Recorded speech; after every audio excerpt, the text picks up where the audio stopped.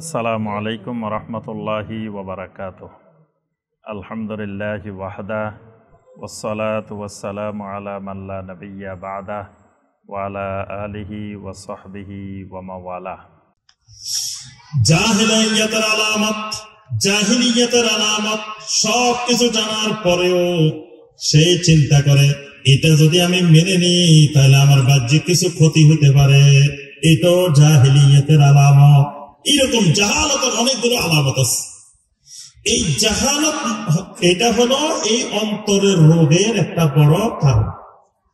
আর একটা হলো জাহালতের কারণে মানুষ আমলকে ওজন করতে পারে না। এলেম হলো ইউজিনুল আমাল, আমলকে ওজন করে দেয় এলেমে। তো যদি এলেম না থাকে তা আমল কোনটার ওজন কতটুকু এটা জানা না। কোনটা 1 কেজির আমল, কোনটা 10 কেজির আমল, কোনটা 20 কেজির আমল, কোনটা 1 মনের আমল, এটা বুঝেন। তখন কি করে?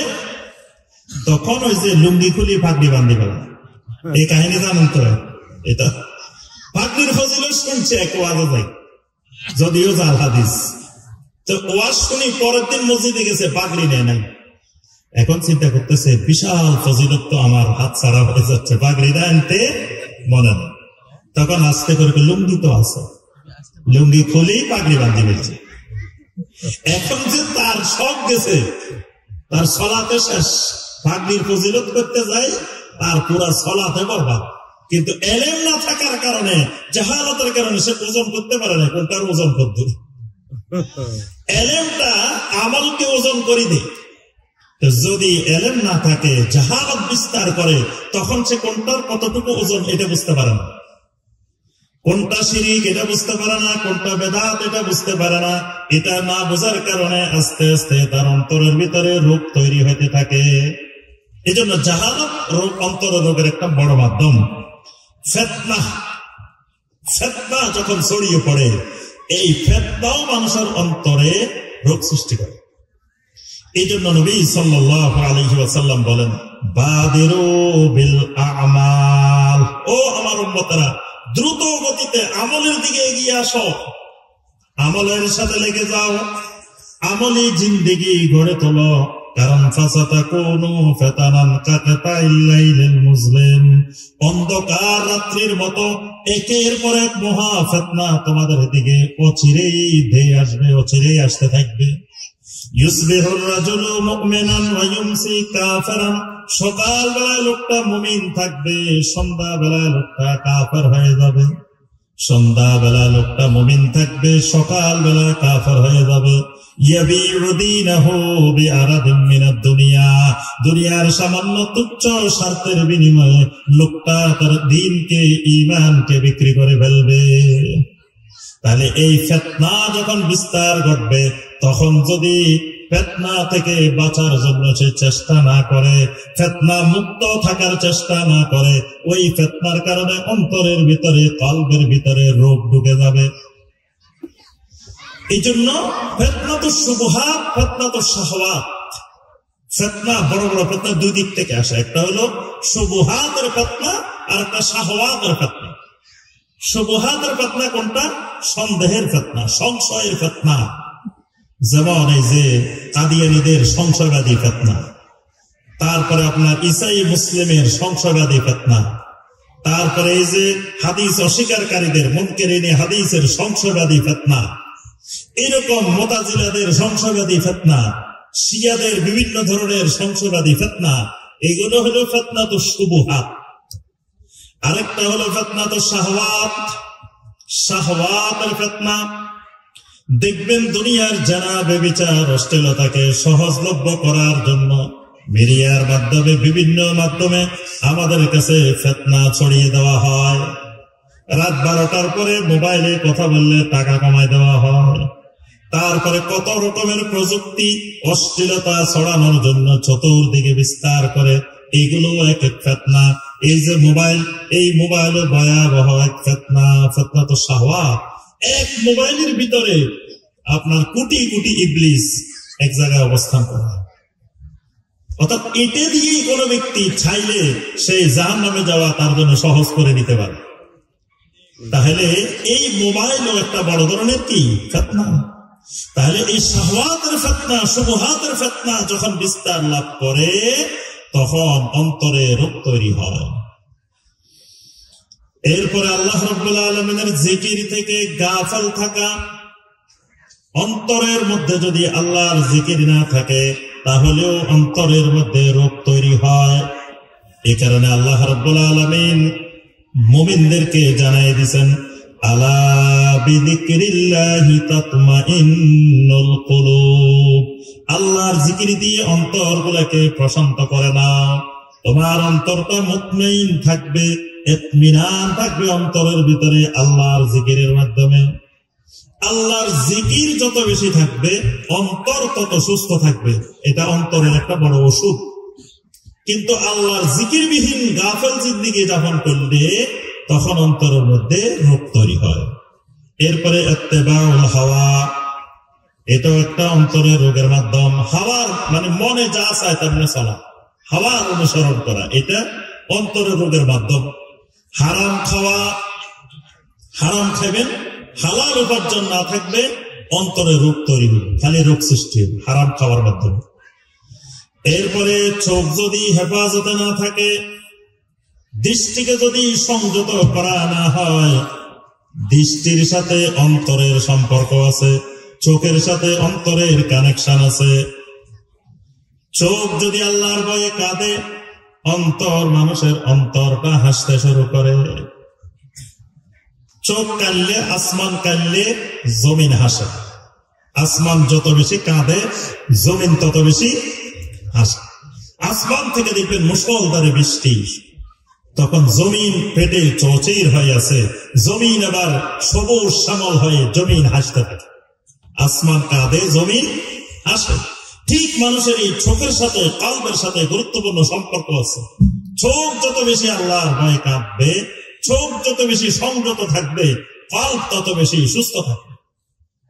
সমস্ত ধরনের রোগ ব্যাধি থেকে কলবকে সুস্থ রাখার মাধ্যম আল্লাহর ভয়ে চোখকে সংযত করা, চোখকে নিয়ন্ত্রণ করা।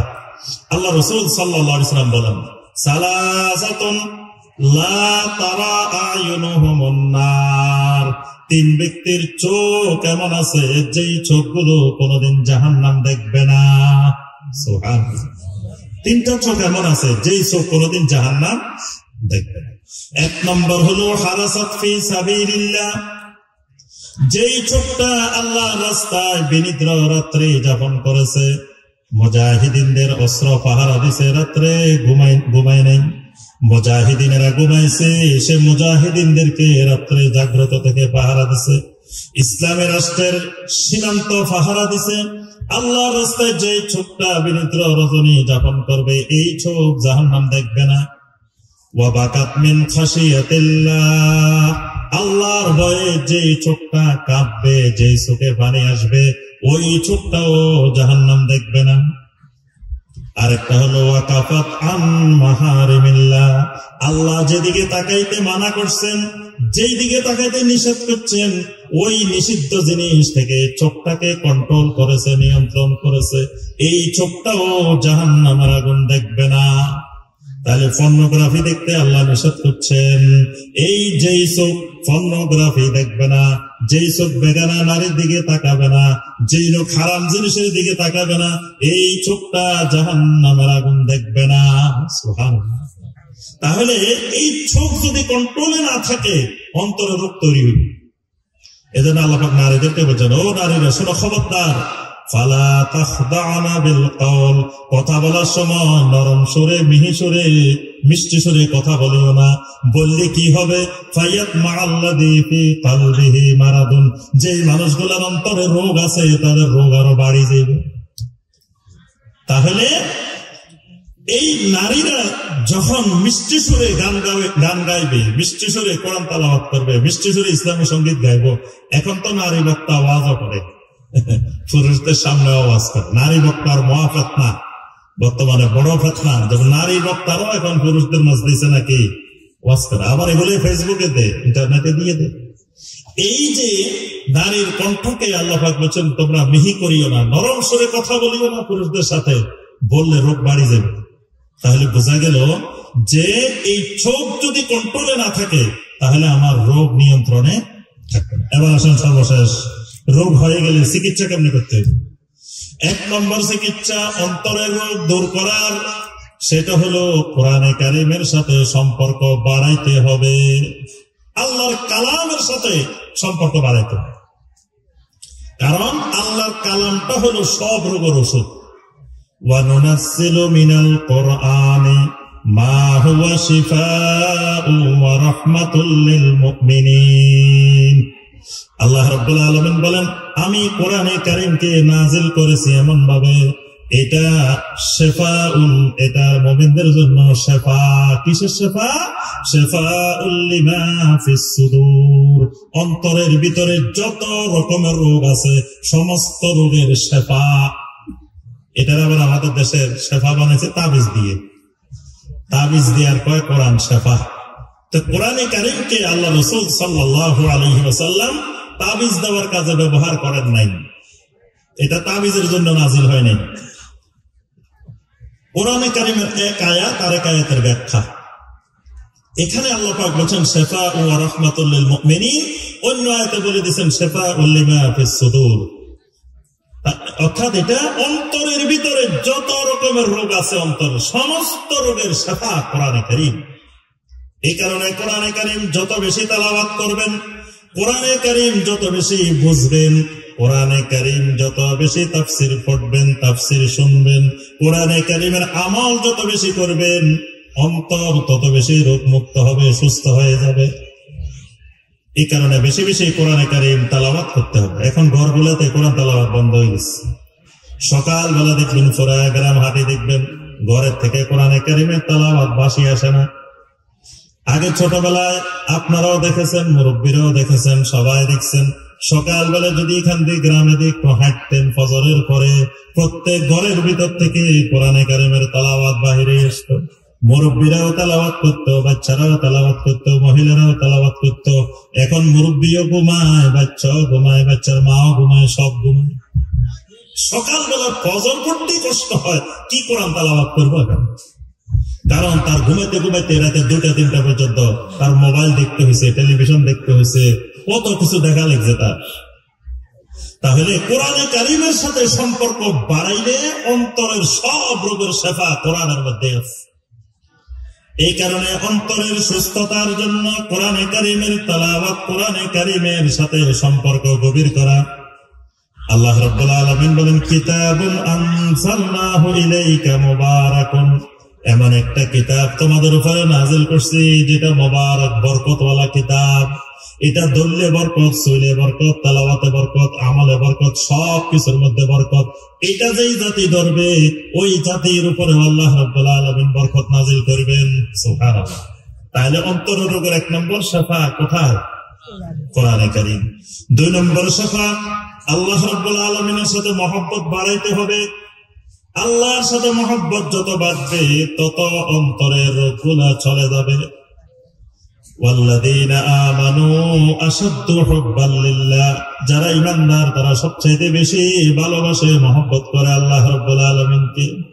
তাহলে আল্লাহর মহব্বত যত বাড়বে আর আল্লাহকে বলবেন আল্লাহুম্মা মুসাব্বিতাল কুলুব, আল্লাহুম্মা মুসাররিফাল কুলুব, সাররিফ কুলুবানা আলা তাআতিক, আল্লাহুম্মা মুসাব্বিতাল কুলুব, সাব্বিত কুলুবানা আলা দীনিক। ও আল্লাহ, আপনি অন্তরের সাবেতকারী, আপনি অন্তরকে পরিবর্তনকারী, আমার অন্তরটাকে আপনার আনুগত্যের দিকে, আপনার দ্বীনের দিকে সাবেত করে দেন, পরিবর্তন করে দেন। আল্লাহর সাথে মহব্বত যত বাড়বে অন্তরটা দেখবেন দ্বীনের দিকে, আল্লাহর হুকুমের দিকে, আল্লাহর আনুগত্যের দিকে ফিরে যাবে। সুবহানাল্লাহ। তাহলে আল্লাহর সাথে মহব্বত বাড়াইলে মানুষ দেখবেন চাকরি বাকরির জন্য খালি তদবির, খালি তদবির। তো এই তদবিরটা যদি আল্লাহর দিকে বাড়াই দেয়, আপনি আল্লাহর সাথে তদবির করেন না বেশি করে, কি দুনিয়ার না তাদের পিছে পিছে ঘুরি ঘুরি তদবির করার চাইতে আপনি আল্লাহ রাব্বুল আলামিনের সাথে তদবিরটা বাড়াই দেন। তাহলে আল্লাহ রাব্বুল আলামিনে ওই মানুষগুলোর অন্তরকে পরিবর্তন করে দিবেন। আপনার চাকরিটা ওখানে আল্লাহ ব্যবস্থা করে দিবেন। আপনি চারিদিকে তদবির এই না করি, আপনি রাত্রের গভীরে উঠি আল্লাহর সাথে তদবির বাড়াই দেন, দেখবেন আল্লাহ পাক সব ব্যবস্থা করে দিবেন। কারণ এই সবকিছুর নিয়ন্ত্রক, সবকিছুর প্রভাব তো সব কন্ট্রোল করেন একমাত্র আল্লাহ রাব্বুল আলামিন। তো মানুষ দেখা যায় দুনিয়ার তদবিরে ব্যস্ত, আল্লাহর সাথে তদবির করতে কেউ রাজি না। এই জন্য আল্লাহর সাথে মহব্বত বাড়াইলে অন্তরের রোগগুলা কি হয়ে যায়? সুস্থ হয়ে যায়। এরপরে যত বেশি ইখলাসপূর্ণ আমল হবে, যত বেশি গোপনীয় আমল করা যাবে, অন্তর রোগ চলে যাবে। গোপনে আমল করবেন বেশি বেশি, গোপনে দান করবেন বেশি বেশি, প্রকাশ্যেও করবেন। যেমন আজকের মাহফিলে করছেন না, এখানে প্রকাশ্যে করবেন। কেন? আপনার দেখা দেখে আরো সবাই দিবে। আপনি 10,000 দিচ্ছেন, আরেকজন 10,000, আরেকজন 20,000, আরেকজন 1 লাখ। এটা হলো প্রকাশ্যে দিলে অন্যরা উৎসাহিত হবে। আবার এটা যথেষ্ট না, এটা দেওয়ার পর আবার গোপনে গোপনেও দিবেন। যত বেশি গোপনে দিতে পারবেন তত অন্তরের রোগ থেকে মুক্ত থাকা যাবে। সুন্নত নামাজ, নফল নামাজ বেশি বেশি ঘরের মধ্যে পড়বেন। মসজিদে যায় খালি জামাতে ফরজ নামাজটা তাকবীর এগুলোর সাথে পড়বেন।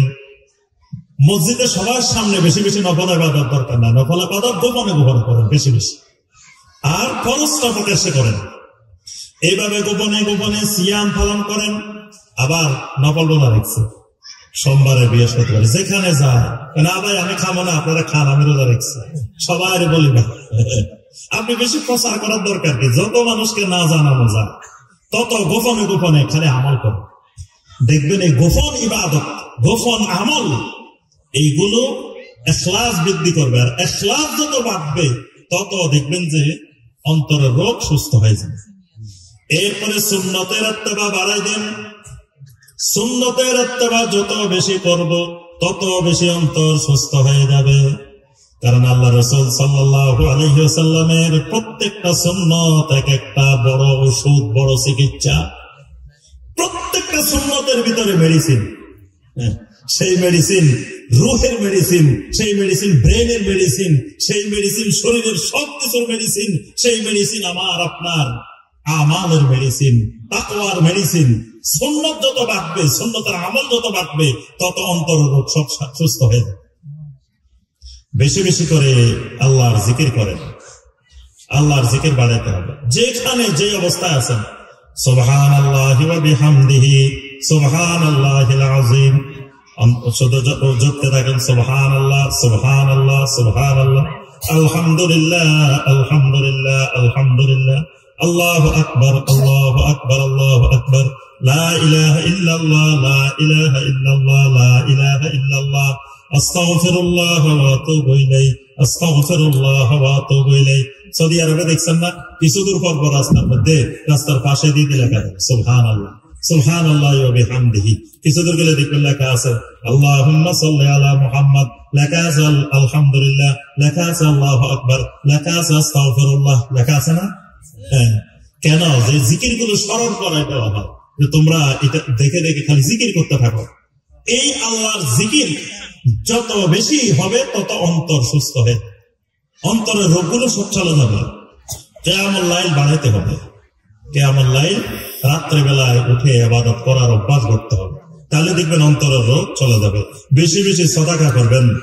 এই আমলগুলো করলে মোটামুটি আমাদের অন্তরের যতগুলো রোগ আছে এই রোগগুলো আল্লাহ পাক শিফা দান করবেন। তো সম্মানিত ভাই ও বোনেরা, আমি আর আমার আলোচনা দীর্ঘায়িত করছি না।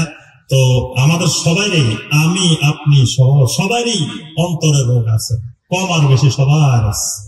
আমরা সবাই চেষ্টা করব এই অন্তরের রোগগুলা দূর করে একটা সুস্থ কলবে সালিম নিয়ে যেন আমরা কবরে যেতে পারি। আল্লাহ পাক আমাদের সবাইকে সে তৌফিক দান করুন।